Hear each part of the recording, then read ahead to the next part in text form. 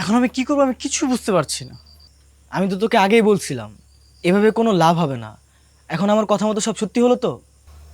হ্যাঁ, তাই তো হলো। এভাবে প্রতিযোগিতা দিয়ে চাকরি করা যায় না, এটাও তো তোর বুঝতে হবে তাই না? কিন্তু আমার তো কোনো দোষ ছিল না, আমি কোনো দোষই করি নাই। মাঝে মধ্যে দোষ না করেও দোষী হতে হয়, এটাই দুনিয়ার নিয়ম বন্ধু। এইসব নিয়ম তো ঠিক না।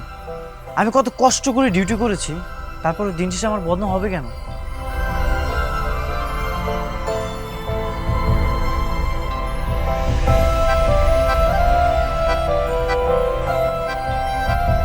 আরফ, জি স্যার। তোমার আর এই চেয়ারে বসে চাকরি করার দরকার নেই। কেন?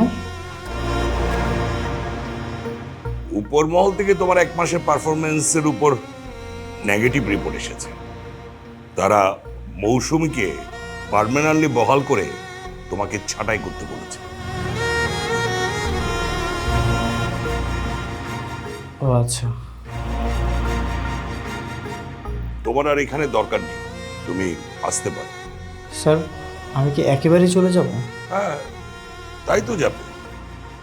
তুমি অবশ্য তোমার বাবার মাধ্যমে আবার আবেদন করতে পারবে। থাক স্যার, তার আর দরকার নেই। জিউরুশ,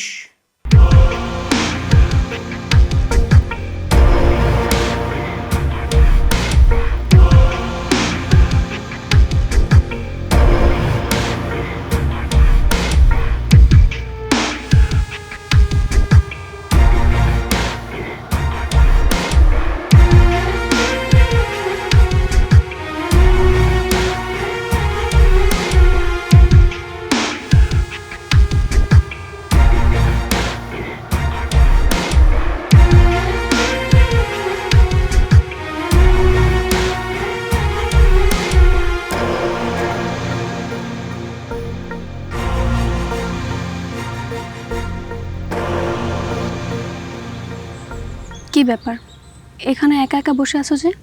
বাসায় যাওনি না, কেন?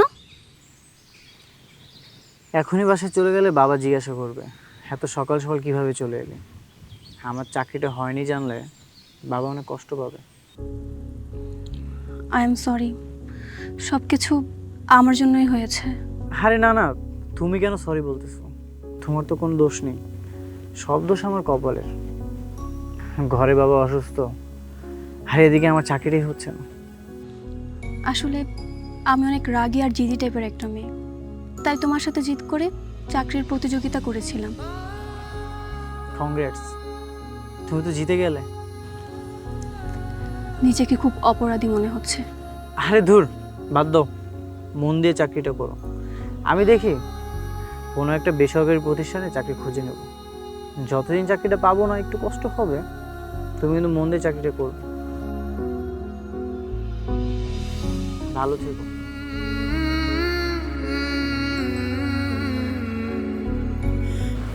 আল্লাহ হাফেজ।